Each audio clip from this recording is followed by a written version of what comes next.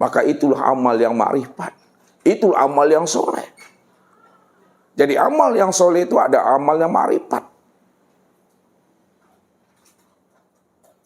Walaupun dia beramal Bapak Ibu, namun dia tidak menyadari dan tidak mengakui bahwa yang beramal itu adalah keakuan dan kesadaran dirinya. Akan tetapi yang beramal itu adalah keakuan dan kesadaran Allah semata-mata.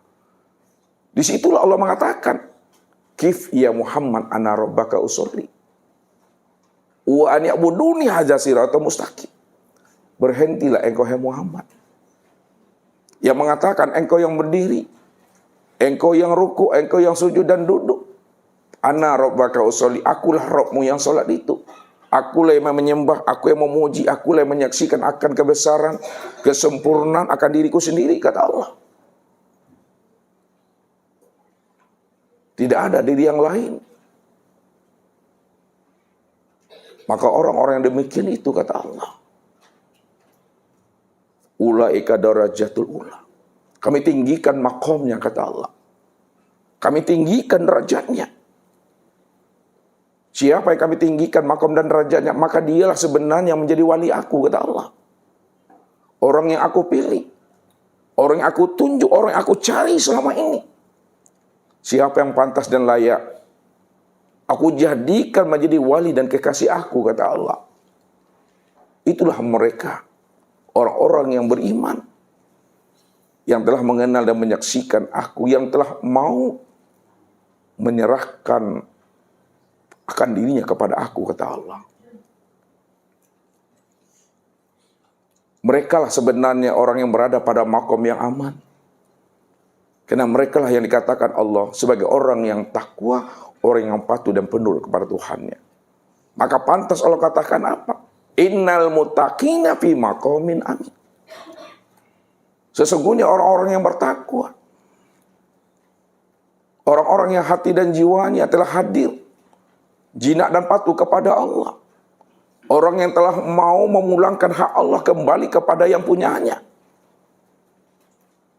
Mereka lah orang-orang yang berada pada makom yang aman, makom selamat. Kenapa mereka berada pada makom aman dan makom selamat, Bapak Ibu? Karena mereka telah memulangkan kembali hak Allah itu kepada yang punya. Yang punya itu adalah Allah. Ketika itu dia menyadari, dia memahami bahwa dirinya di hadapan Allah itu la haula wala quwata illa billah.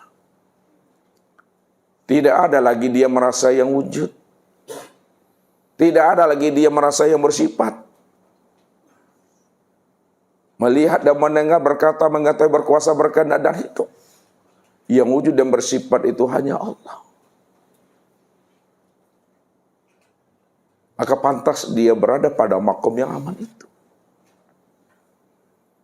Maka kehidupan yang kita lalui di alam dunia ini, di alam syahada ini, sebelum datangnya ajal, Bapak Ibu, maka wajib bagi diri kita ini menelusuri, melakukan tapak tilas, jalan pulang dan kembali kepada Allah itu. Kalau kita ingin tahu tempat pulang dan kembalinya kita. Inilah orang yang cerdas itu. Inilah orang yang pintar itu. Orang yang mau menilik dan mau mengevaluasi akan dirinya ini. Makanya apa kata Rasul? Al-kayyasu man dana nafsahu wa amila lima ba'dal maut wal ajzu man ataba nafsahu hawahu wa tamaniyal amani. Orang yang cerdas, orang yang pintar, orang yang arif dan bijaksana adalah orang yang mau ikra, menyenter, menilik, menyilap ke dalam dirinya. Siapa dirinya? Dari mana datangnya dan kemana pulang dan kembalinya? Sehingga dia mau mempersiapkan amal dan bekal untuk datang kepada Allah, membawa diri Allah. Itulah orang yang cerdas itu. Tapi orang yang lemah itu adalah orang yang tidak mau mengevaluasi dirinya. Orang yang tidak mau ikrar, menilik dan menyentar ke dalam dirinya. Sehingga dia hanyut Ruhani dan jiwanya telah dikekang, telah dirampok, dirantai, dan dibelenggu oleh dunia nafsu dan akal pikirnya. Sehingga tidak terpikir bagi dirinya bahwa hidup akan mengalami proses namanya kematian. Dia tidak sadar dan tidak memahami kehidupan setelah mati itu. Dia hanya memahami hidup di dunia inilah hidup yang sebenar-benarnya. Padahal Allah katakan, walal akhiratu khairul laka minal ula. Akhir itu lebih baik daripada awal. Kehidupan akhirat itulah kehidupan yang sebenarnya. Itulah kehidupan yang abadi. Dan kehidupan di dunia ini, kehidupan di alam sahadah ini, inilah kehidupan yang fata morgana. Kehidupan yang penuh dengan tipu daya. Bukankah Allah katakan kepada kita, innal hayatad dunya la'ibun wa lahun wa mal hayatad dunya ilal mata'il ghurur. Ingat kata Allah, kehidupan yang kita lalui beberapa saat di alam dunia ini penuh dengan ujian, cobaan, fata morgana, penuh dengan onak dan duri, kata Allah. Kalaulah kehidupan di alam dunia ini penuh dengan cobaan, ujian, onak dan duri, inilah disebut oleh Allah senda gurau dan permanen itu. Dunia inilah yang katakan panggung sandiwara itu. Maka jangan kita sampai tertipu dalam kehidupan dunia. Kalau kita tidak mau karam dan tidak pula mau hanyut dalam kehidupan di alam dunia ini, Bapak Ibu, maka apa pesan Rasul yang mesti kita pegang? Dipegang dengan iman yang isbatul yakin, jadidu imanaku fa innal bahrul amik. Perbaiki imanmu, evaluasi imanmu.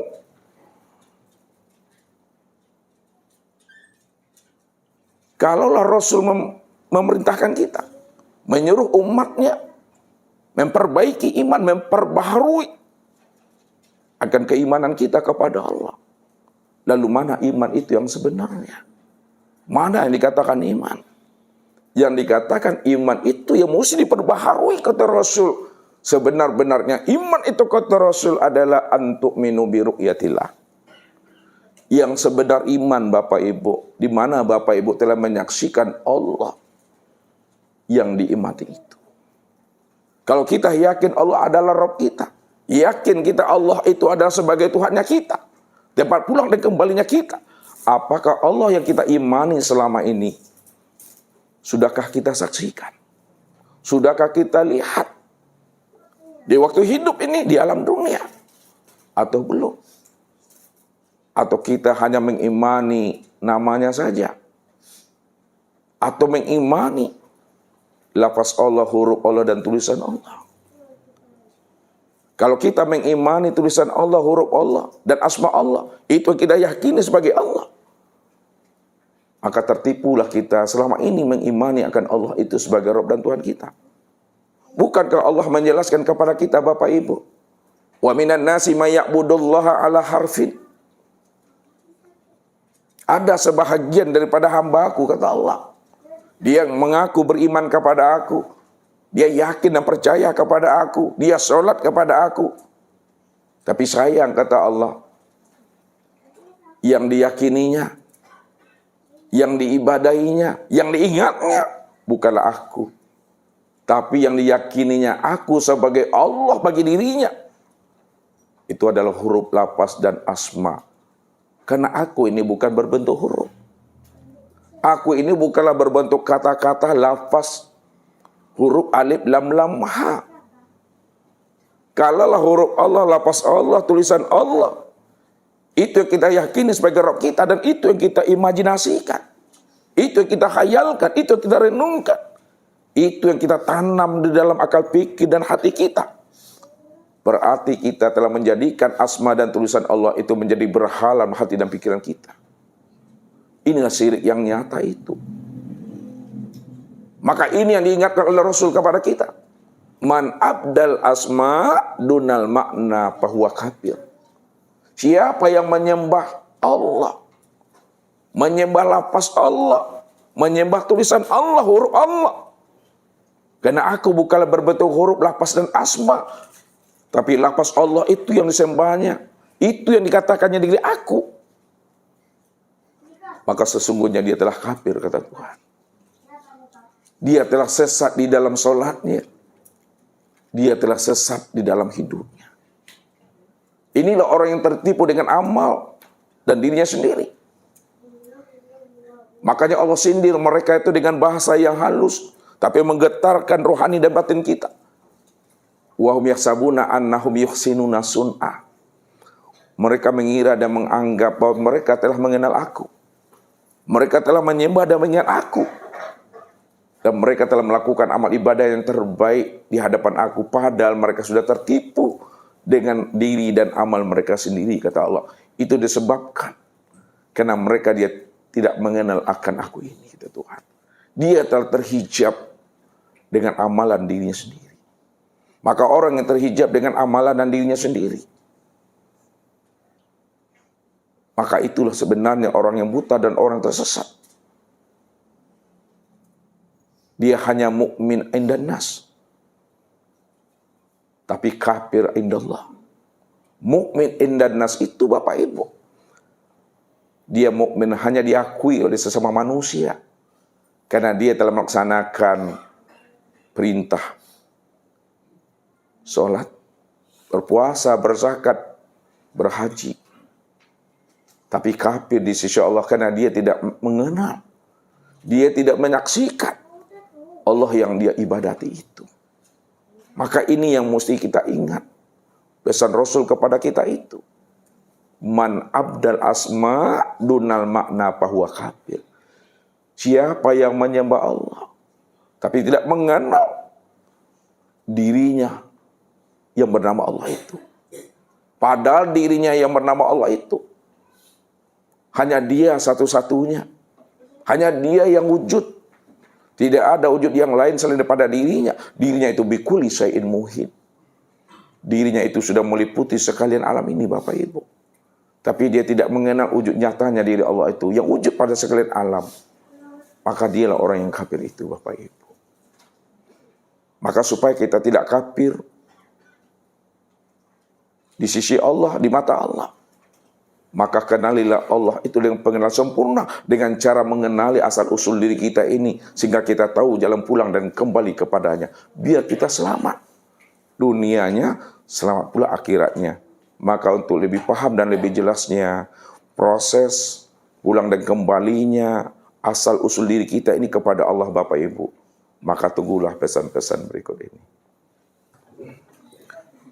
Baik Bapak Ibu, jadi malam ini kita akan mencoba memahami proses inna lillahi wa inna ilaihi raji'un itu. Kalau kita dah tahu proses inna lillahi wa inna ilaihi raji'un, mudah-mudahan Bapak Ibu, ya, sebelum roh itu melepaskan cangkangnya, kita telah mampu mencari dan menelusuri bagaimana pulang dan kembali kepada Allah itu. Kalau Bapak Ibu yakin ya, bahwa kita ini asalnya Allah dan kembali kepada Allah, maka betul-betul telusurilah asal-usul diri kita ini. Kalau memang asal kita adalah Allah, pasti pulang dan kembalinya kepada Allah. Tidak kembali kemana-mana Bapak Ibu, pasti pulang dan kembalinya kepada Allah. Tapi untuk pulang dan kembali kepada Allah itu, kenali Allah itu Bapak Ibu. Kalau kita sudah kenali Allah, barulah terang dan lurus jalan pulang dan kembali kita itu kepada Allah. Disitulah diri kita itu betul-betul diri yang fitrah, diri yang suci dan bersih. Kembalinya kepada Allah, Allah yang maha suci, mesti dengan diri yang suci dan fitrah pula. Ini pesannya Allah. Walaqad ji'tumuna furoda kama khalaqnakum awwala marrah. Kamu pasti akan datang menemui kami masing-masing dan sendiri-sendiri serta surang-surang.